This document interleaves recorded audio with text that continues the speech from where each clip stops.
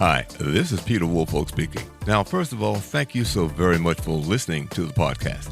Now, I am very excited to let you know that the podcast is now available on Amazon Alexa.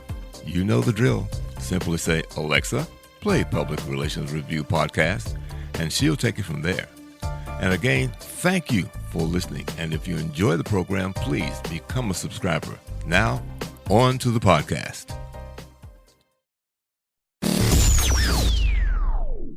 Welcome. This is the Public Relations Review Podcast, a program to discuss the many facets of public relations with seasoned professionals, educators, authors, and others. Now, here is your host, Peter Woolfolk. Welcome to the Public Relations Review Podcast and to our listeners all across America and around the world. Now, the use of influencers in marketing continues to grow. And joining us today from Erie, Pennsylvania is Zal Sthalsmith, CEO and founder of ApexDrop. Now, we'll get into the genesis of the name shortly. However, ApexDrop is a growth marketing firm that develops and offers cutting-edge marketing services proven to produce quality long-term results for their partner brands. So, just what makes them different? Well, they believe you don't need to be paid to talk about things they love or that you love. Rather than paying or trading with influencers to get instant short-term results, they believe in building influential communities that last. So with that in mind, Zach, welcome to the podcast. Thanks, Peter. Glad to be here. So first, explain how you arrived at the name ApexDrop. It was about 5 years ago, actually, and the word apex means the peak or the pinnacle, and the word drop in my context is dropping your products. So we put these two words together, reaching the peak or pinnacle of your sales or business success by dropping products on the right type of influencer. Mm-hmm. Well, now, once you begin to do that, you mentioned here that people don't have to be paid to talk about things that they love. How have you taken that philosophy and built a company around it? Yeah, that's a big question. So the idea was that back when influencers were kind of coming up as a thing and people started calling them influencers roughly 6-7 years ago, there was a very clear line that I would have called it like a bias line, where people start to sell out or start to do things that aren't very genuine once they start to get paid a little bit more than what the value of their trust is worth to their audience. So we kind of just said in the very early days, we're not going to cross that line. We're going to stay below that bias line by never paying influencers cash. We do offer some type of incentive, but it's more about education and connections than it is about making money. So we've stayed with the small influencer or the micro influencer, and there's really nothing micro about them. They have the largest engagement rates, and they're very connected to their audiences. And to make up for their lack of volume or size and reach, decided to scale up, working with thousands of them at once, which has done phenomenal things for the brands we sign. So I just want to make sure I get this straight. Rather than identifying an influencer that has thousands of followers, you get a lot of smaller influencers where their followers maybe only are in the several hundreds a piece. Is that close to being right? Well, micro in the definition of micro to us is somewhere between 5 and 50,000 followers. Okay. Is micro. So it's really not that small, but that's micro in the Instagram space. And then we think of macro as anything between 100,000 and roughly 500,000. And then there's the celebrity status, which would be up and over the millions of followers. So we've worked in the micro space for roughly 5 years, and that's where we're going to stay. Okay. So what types of products have you found to be most successful as you engage your followers and the companies that you reach out to? Tell us about the products that you have successfully worked with. Yeah, the brands that reach out to us and have the most success typically are consumer packaged goods, meaning they are small enough to ship easily, and they also can look cool when somebody takes a picture of what they have. So we have a really great success in the food space, electronics, fashion, and accessories. We actually started our company in the fashion space, and it was specifically just for clothing and accessories, and then we've expanded outside of that. We've seen great success in even things like detergent and small consumer good products that we would never have dreamed would become cool on Instagram. But yeah, I've been surprised by the creativity. And so we're open to whatever type of brand needs the exposure on Instagram and can look cool. And that's a big, big bucket of brands. Mm-hmm.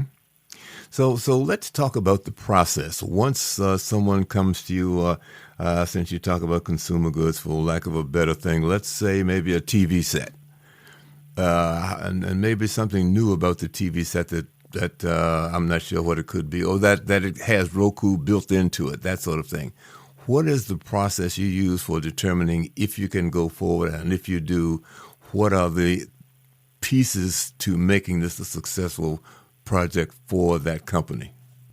Yeah, so as far as the product type and how we pick the right products for these campaigns, size plays a big part, and costs of shipping and getting the product into the hands of the influencer. So our world is more about sharing products like gifts, or you could think of it like product sampling in the digital age. So if you're going to give out a product sample, TVs might not be conducive for the gifting type of campaign, okay, because they're so heavy and clunky. But a TV that's a smaller price, and maybe under $300 would probably be a TV range that we would consider. Okay. Anything over $300, you're usually the product costs are a little bit too high to work in our space with the micro influencers. So we factor in product costs and shipping costs and overall time and effort and the type of convenience factor as well. And then how is it going to look once we take pictures? Is it going to be appealing to these fans of these influencers in our network, which we have 15,000 influencers in our network today, and they all have somewhere around 20-ish thousand followers on Instagram. So the way we interact with them is we'll find a brand that we think is a good fit. We'll reach out to them and say, we have a group of influencers that would be interested in your type of product. Mm-hmm. And if they would like to test out our service, they send those product samples to the influencers directly, and they also pay us a fee to make that connection. And that's how ApexDrop makes money. And then the influencer gets the free product, and they get this connection with this brand, and we evaluate the outcomes. So in a lot of cases, we see significant increases in content production and conversion rate increases on the customer's website. And we have ways of measuring ROI and measuring how other ways to reuse and repurpose that content to increase money across all channels. So in a lot of cases, we increase conversion rates on the website, conversion rates on the email campaigns, and also paid social. Mm-hmm. And so it's really fun to be in the space of lifestyle content, and there's so much room for growth for so many companies. So, in essence, you're saying that the influencers that you use are content to receive an item of whatever it is that they're bringing attention to, as compared to being paid? In a way, yeah. So you don't want the product to be too expensive or it becomes payment or a form of payment. We have a range that we work within that typically works out well. But that is somewhat of a compensation.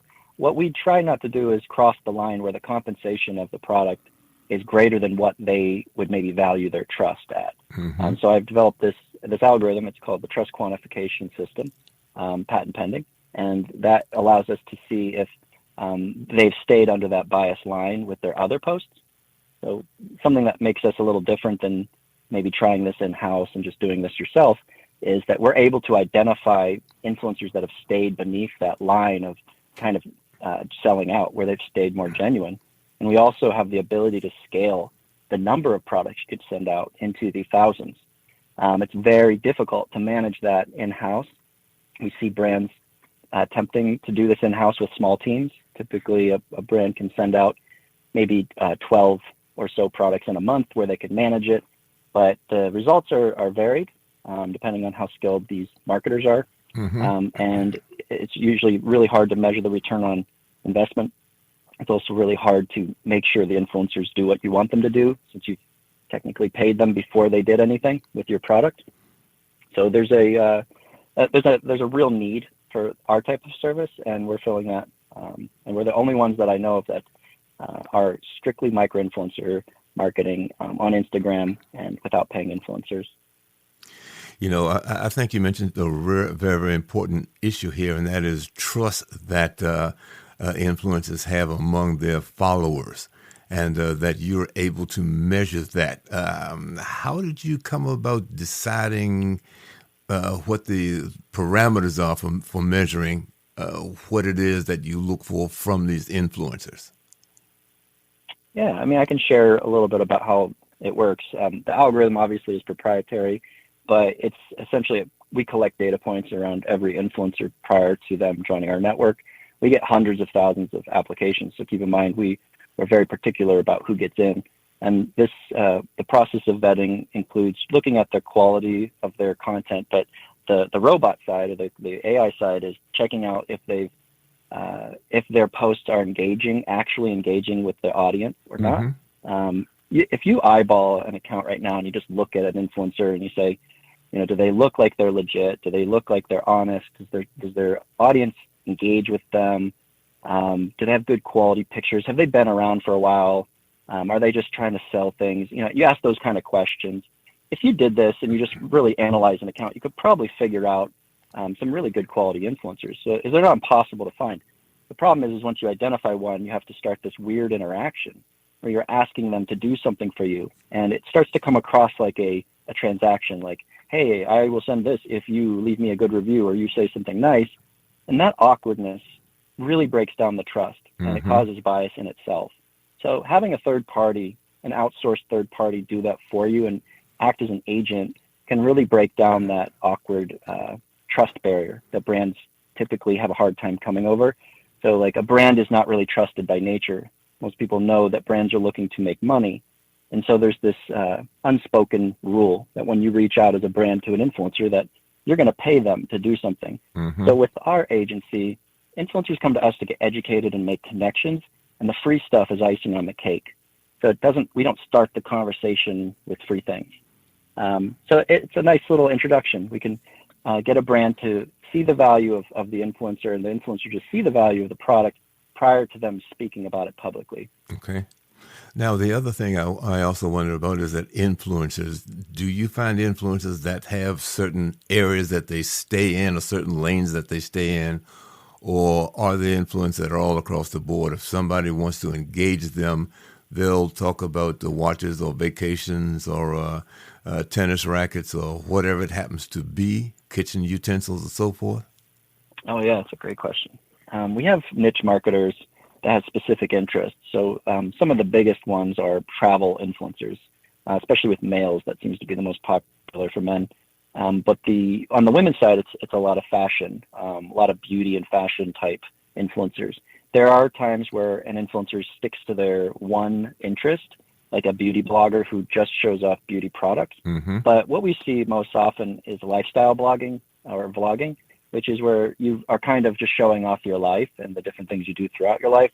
We have a vast network of quote unquote mommy bloggers. They have children or a child that they like to show off in these photos they take. And those ones, being a mom encompasses so many things. So, we can't just say moms only do one thing. That's their life. They're a mom. So, it really depends on what a brand's goals are and their KPIs. But we typically see brands that are okay with maybe a little bit more widespread or general type of influencer, so that they can find out what the influencer will do with that product. So it's more of like a consumer rather than an influencer, or like a really good customer that just happens to have lots of followers. And, as I think back about the companies that you deal with, particularly when you've got obviously some sort of a physical product, do they measure, let's say, because you said you've got 15,000 influencers and maybe you don't need all of those, but let's say you decide that this product would function and we can do it with 150 or 200 influencers. Does the manufacturer or the company look at the cost of giving away whatever the product is versus what they get in return? Yeah, I mean, there's always going to be a factor of cost with any expenditure for advertising. Product sampling or gifting has a cost associated, and most brands will look at their cost of goods plus the shipping as a part of that ad expense. Mm-hmm. And so, a lot of brands do want to see a return. And typically with content marketing, you need to bundle that with other things you're doing. So what that means is to get a basic understanding of ROI with content marketing, you have to include some of your other marketing expenditures and outcomes. It's very difficult to silo content marketing and say, I made this many dollars based on this many pieces of content that were produced. Mm-hmm. That's the PR world is experiencing that probably worse than me, where, what's a piece of news worth? Right. What's the ROI of that article? Mm-hmm. Yeah, we get that argument a lot. And, I always argue back. I say, what's the ROI of a billboard? What's the ROI of a news article? We're just out there creating exciting events that are being captured. And if your product is great, and if these influencers love it, you're going to get tons of good stuff. So we try and capture all the good stuff, and we silo it. We have 6 different areas that we measure, and we show the brand the values in each area. And in a lot of cases, the brand latches on to just one thing that they wanted. By example, it would be like, we wanted more better conversion rate on our paid social, or we wanted more lifestyle content for our social media team, or we wanted more reach and engagement and awareness over in this channel. And so it depends on the brand, the way they measure it. But to go back to what you had said about physical products, we do actually work with services as well, but physical products just tend to be easier to measure. Mm-hmm. So cost of goods could be also like electronic or digitally delivered goods. So let's say you offer a training course online and you want that to be spread around. That's also something that we can do and help with. So the cost of goods for like a virtual good is so low, it's practically zero. There's not much cost associated with the maintenance of it. And services also have, in a lot of cases, a really low cost of goods. So yeah, I would say the cost of goods is a very important part of it. But the question to ask yourself is, if I ran into somebody on the street who happened to have 20,000 followers on Instagram, and I knew they were legit, like those 20,000 followers really liked what they did, would I be willing to give them the product that I offer at no questions asked, just here you go and walk away? And if the answer is you'd be willing to give it to them, no questions asked, and walk away, then what we offer is excessively valuable, because Mm-hmm. that's what we do all day long. Is we technically are doing product sampling with a little more targeted influencers, but that's the gist of product sampling, is you get your products into the right hands and magic happens. Let's go back for a second and again to talk about the measurables that the companies are looking for from the events that you put on for them, or what the influencers do. What are those line item measurables? You said directions going to the website and other things. Outline what those are for us again. Yeah, so the big one that people use to measure ROI is the website improvement. So think of it like we create content with influencers, but we also produce reach and awareness. So there's a little bit of a split on what you can expect. On one side, the content itself is worth more than you're paying for the product cost and our fee. So you get this bucket of content, and that content itself can be, the media value on that content can be roughly $500 each. And maybe you've only invested $100 after you factor in your cost of goods. Mm-hmm. So there's this return on investment just to produce content. So if you think of it like these are artists and you're paying them to produce these unlicensed or license-free types of content, that is in itself a production value. Some of our clients base us primarily on the production value. How much is that content worth if I was to pay a license and a photographer over here? Mm-hmm. So they move some of their creative budget to us. Another way to measure it is jumping around a bit, but the website. So how do you use that content to make more money is a big question. So a lot of what we do is strategy. Getting lifestyle content onto a person's website can be a game changer. Sometimes it's the missing piece. So like Amazon or Shopify or your website, let's say you have like a product shot and you might have a model photography type picture on your product pages. What you're missing in most cases is a lifestyle piece of content. Mm-hmm. That is one where it's more of an authentic, engaged, real picture of real people using your product.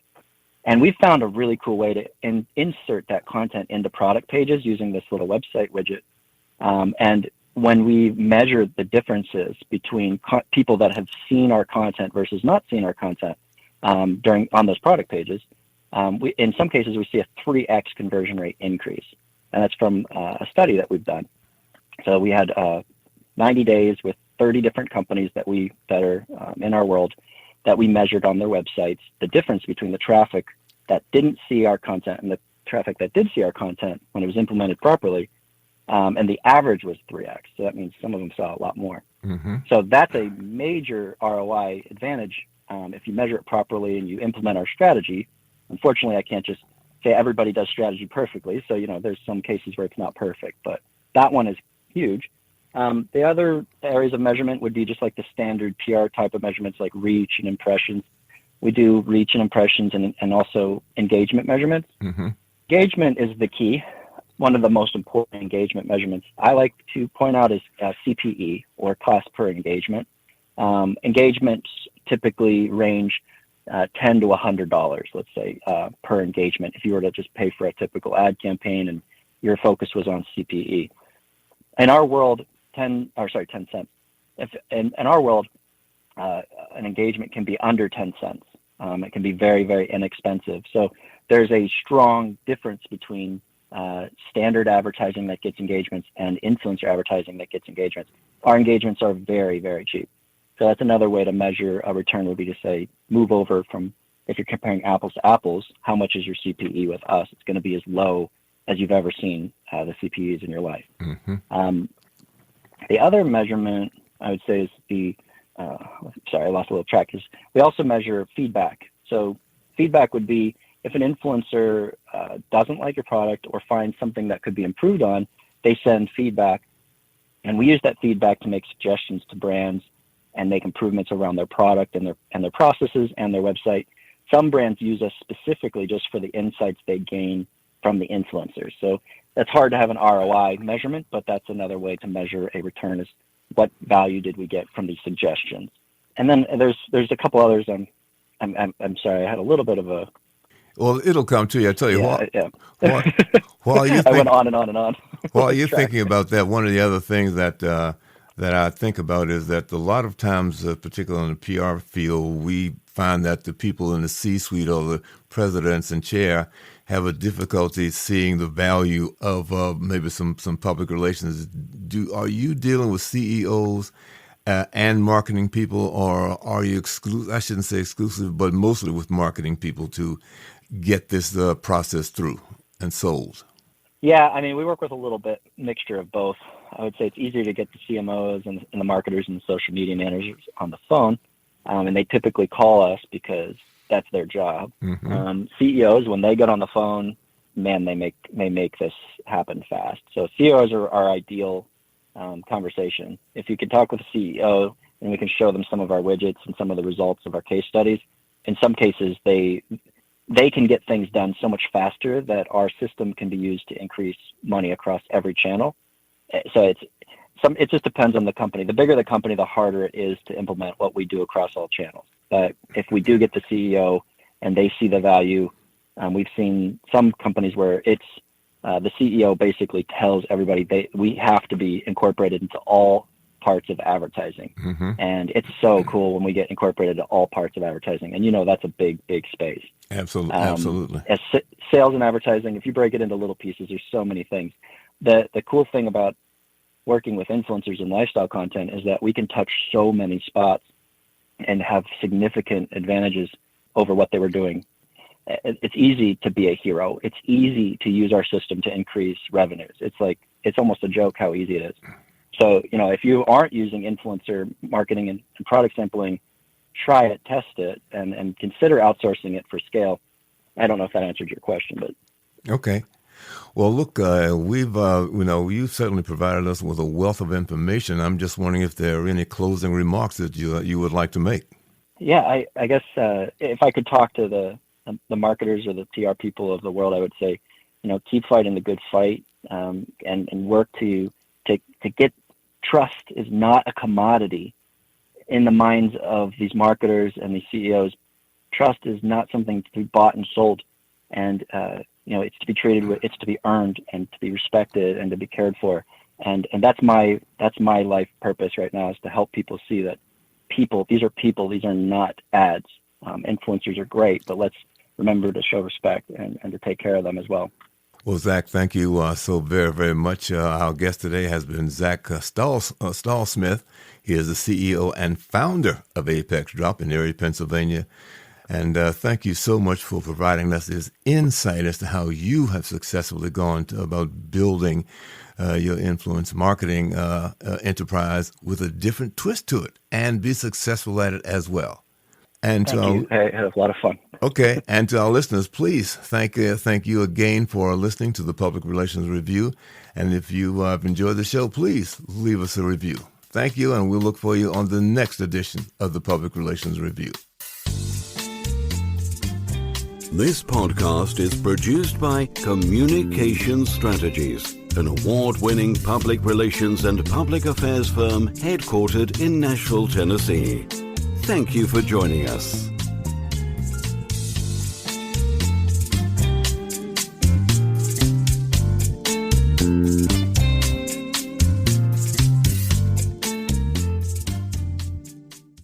Hello, this is Peter Woolfolk. First, let me say thank you so much for being a listener. Now, I want to alert you to our shiny new podcast website located at podpage.com. However, you can go directly to the podcast site located at publicrelationsreviewpodcast.com.